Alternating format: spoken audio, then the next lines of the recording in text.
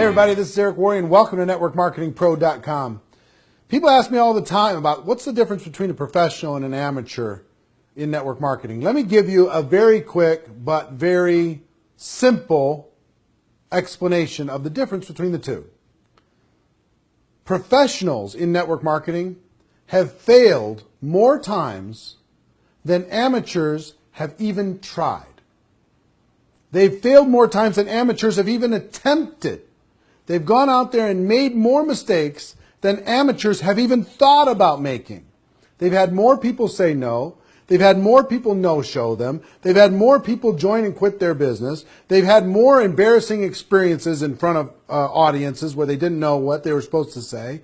They've had more times when they've, fell down on their face or slammed their face against the wall than amateurs would even attempt. Amateurs want to look good all the time. They never want to be embarrassed. They never want to fall down. They never want to slip. They never want to fall. Professionals understand that in order to get across the finish line, they've got to fall down. They've got to fail.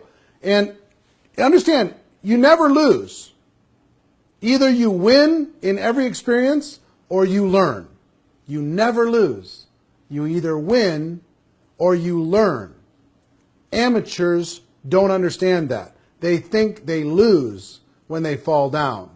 Professionals just learn and keep going over and over again. So decide which group you want to be in.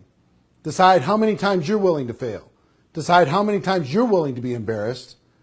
And if that number is big enough, we'll welcome you into the professional ranks. That's our show for today. Ladies and gentlemen, my wish for all of you is that you do decide to become a network marketing professional, that you do decide to go pro. Because it is a stone cold fact that we do have a better way. Now let's go tell the world. Everybody have a great day, and I'll see you tomorrow. Take care. Bye-bye.